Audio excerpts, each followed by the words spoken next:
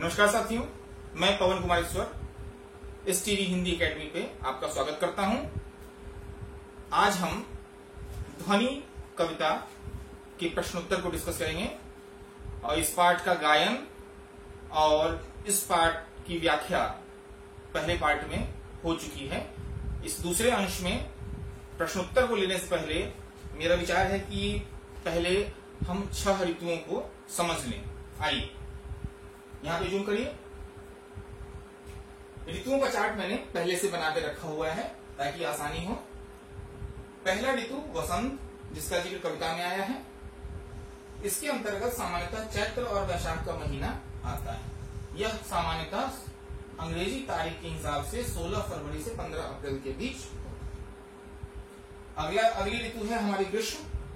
ये जेठ और आषाढ़ के महीना जो है वो ग्रीष्म ऋतु के अंतर्गत है। ग्रीष्म ऋतु सामान्यतः 16 अप्रैल से लेकर 15 जून तक का समय है। और उसके बाद वर्षा ऋतु।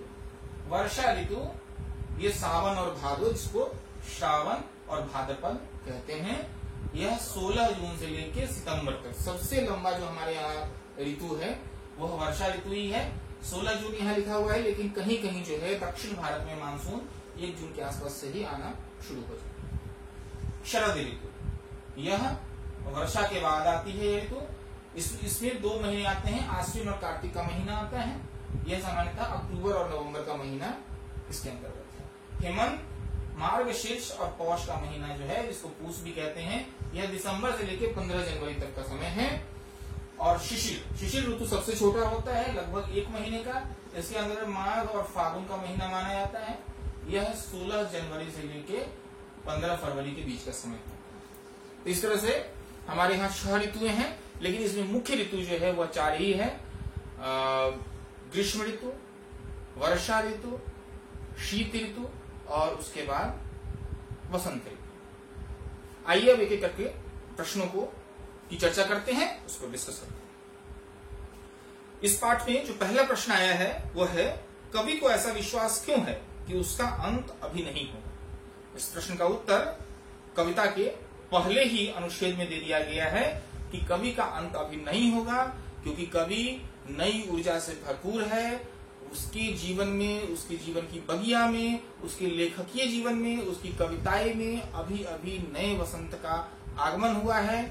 नई ऊर्जा, नए यौवन से जो व्यक्ति भरपूर होगा उसका अंत नहीं हो सकता। और वह अंत नहीं होगा, बल्कि वह अगर इसी ऊर्जा को कायम रख सके तो अंत ही नहीं, वह अनंत तक जाएगा। शुक्रिया। और फिर हम दूसरे प्रश्न पर आते हैं। दूसरा प्रश्न है, फूलों को अनंत तक विकसित करने के लिए कौन कौन सा प्रयास करता है। कवि फूलों को अनंत तक, अब देखिए पहले ही कविता के पहले अनुच्छेद में अंत शब्द आया है और कविता के अंतिम पैराग्राफ में आप देखेंगे तो अनंत शब्द आया है। तो यह कविता दरअसल अंत से प्रारंभ होकर अनंत तक जाने की प्रक्रिया है। इसको ऐसे समझिए। अब इस प्रक्रिया में कवि क्या क्या प्रयास करता है।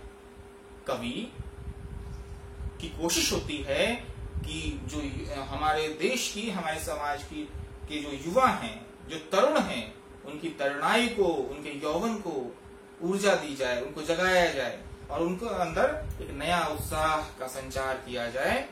और वो खुद कहते भी हैं कि स्वप्निल मृदुल कर, यानी मृदुल यानी कोमल और कर यानी हाथ, यानी अपने स्वप्निल मतलब हमारे जो सपने हैं उन सपनों को फेरूंगा निद्रित कलियों पर, यानी अपने कोमल कर को निद्रित कलियों को, ये कलियां जो निद्रित हैं, निद्रित अवस्था में हैं, सो रही हैं, उन पर फेर करके। और कल के वीडियो मैंने बताया था कि ये जो ऊर्जा है, ऊर्जा जब एक ऊर्जा दूसरे के संपर्क में आती है तो उसका ऊर्जा का ट्रांसफर होता है। तो जैसे ही निद्रित कलियों पर कवि अपना कोमल हाथ फेरेंगे तो ऊर्जा का ट्रांसफर होगा, ऊर्जा का स्थानांतरण होगा और स्थानांतरण से जो अभी कलियां सोई हुई है, फूल सोए हुए हैं, वो जागेंगे और जागने के बाद एक नव यौवन का संचार होगा, एक नए जीवन का संचार होगा। अब आते हैं तीसरे प्रश्न पर।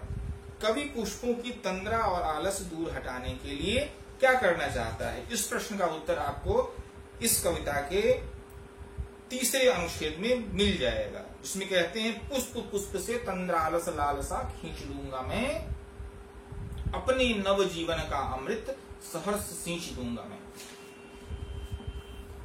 कहते हैं जरा सी परवरिश भी चाहिए हर एक रिश्ते को, अगर सींचा नहीं जाए तो पौधा सूख जाता है हमारी हर कहानी में। तो अगर यौवन है, तरुणाई है, तो उसको सिंचित करने की आवश्यकता है, उसको पल्लवित करने की आवश्यकता है, उसको पुष्पित करने की आवश्यकता है। और पल्लवित पुष्पित होने के लिए जरूरी है कि युवा अपने आलस्य को, अपनी तंद्रा को का त्याग करें। और इसके लिए कवि कहता है कि मेरे पास जो आशा की, उत्साह की रूपी जो अमृत है, उस अमृत को मैं आप युवाओं को सौंप दूंगा।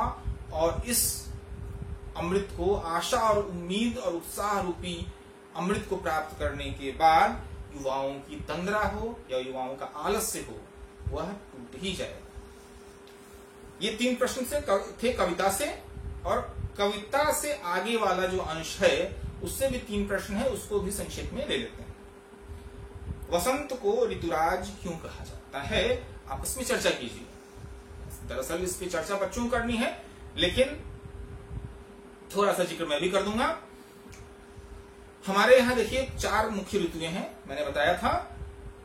सबसे पहले ग्रीष्म ऋतु क्या है? गर्मी का मौसम है, जिसमें आपको बहुत ज्यादा पसीना आता है, आप परेशान रहते हैं। उमस का, फिर बारिश का मौसम आता है, जिसमें आपको उमस महसूस होता है, बारिश है, कहीं कहीं कीड़े मकोड़े निकल रहे हैं, सांप निकलता है, मेढक निकल रहे हैं, कहीं बाढ़ आ जाता है, तो उसमें भी एक परेशानी है, एक दिक्कत है। फिर जैसे ही वर्षा ऋतु खत्म होती है, धीरे धीरे शीत ऋतु आ जाती है हमारे यहाँ, तो उसमें सर्दी है, कंबल ओढ़ना है, रजाई ओढ़ना है। यानी तीनों मौसम, ग्रीष्म, वर्षा और शीत, हमें कहीं न कहीं तपाती है। वहीं वसंत ऋतु जो है, जब कहते हैं ना सोना जब तपता है तो कुंदन बनता है, तो प्रकृति भी इंसान की तपस्या करवाती है, उससे तप करवाती है। हम वर्षा ऋतु को सहते हैं, ग्रीष्म ऋतु को सहते हैं, शीत ऋतु को सहते हैं, और प्रकृति इन तीनों को सहने के बाद आशीर्वाद के रूप में, प्रसाद के रूप में या इनाम के रूप में आपको वसंत ऋतु का पुरस्कार देती है। अब वसंत ऋतु की खासियत देखिए, वसंत ऋतु में न ज्यादा गर्मी है, न बारिश है ज्यादा, न ज्यादा ठंड पड़ रही है। पक्षी सबसे ज्यादा अगर चहचहाते हैं तो वसंत की ऋतु में चहचहाते हैं। प्रकृति अगर सबसे ज्यादा मनोरम लगती है, सुंदर लगती है, तो वसंत ऋतु में लगती है। नए नए कोपले निकलती है, नई कलियां निकलती है, नए पौधों का जन्म होता है, और फूल और पत्तियां जो हैं खिले खिले होते हैं। इसी तरह इंसान, मनुष्य, पशु पक्षी, हर जीव जो है, चराचर है, वो सभी खुशी और आनंद का मौसम इस मौसम में महसूस करते हैं, इसलिए इस मौसम को ऋतुराज कहते हैं। अगला प्रश्न, वसंत ऋतु में होने वाले त्योहारों के विषय में जानकारी एकत्र कीजिए और किसी एक त्योहार पर निबंध लिखिए। तो वसंत ऋतु में कौन कौन त्योहार आता है? वसंत ऋतु में सबसे पहले वसंत पंचमी ही आता है, जिसे हम सरस्वती पूजा के नाम से जानते हैं। इसके बाद महाशिवरात्रि का त्योहार है, जो शिव के उपासक हैं, शैव हैं, या जो शिव के उपासक हैं वो उसकी उपासना करते हैं। फिर रामनवमी का है, ये वैष्णवों का त्योहार है, राम का जन्म हुआ है रामनवमी के दिन। इसके अलावा चूंकि यह त्योहार चैत्र और वैशाख के महीने में है, तो एक वैसाखी का त्योहार ही मनाया जाता है। सामान्यतः यह पंजाब के इलाके में मनाया जाता है, और जब फसल पक करके कटता है तो उसकी पकने की खुशी में वैसाखी का त्योहार मनाया जाता है। तो एक तरह से आप देखें तो वसंत ऋतु में लगभग सभी धर्मों के लोगों का कोई न कोई त्योहार मनाया ही जाता है। और हाँ, इसी में वसंत ऋतु में गुड फ्राइडे भी आता है, तो जो ईसाइयों का त्योहार है। वैसाखी सामान्यतः सिख धर्म के लोग ज्यादा मनाते हैं। इसके अलावा वैष्णव मत के लोग रामनवमी मनाते हैं, और भी लोग मनाते हैं। शैव मत वालों के लिए शिवरात्रि का त्योहार है, और सभी के लिए, पूरे भारतीय समाज के लिए होली का त्योहार है। तो ये वसंत दरअसल उत्सव धर्मी ऋतु है। इस मौसम में उत्सव ही उत्सव है।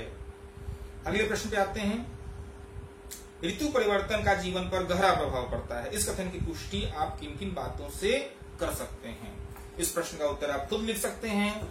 ग्रीष्म ऋतु है तो उसमें आपका खान पान बदल जाएगा। ग्रीष्म ऋतु में आप जो भी खाएंगे, खीरा है, ककड़ी है, तरबूज है, खरबूज है, यानी गर्म ऋतु में जैसे ही ग्रीष्म ऋतु आएगा आप ठंडी ठंडी चीजों का खाना में प्रयोग करेंगे।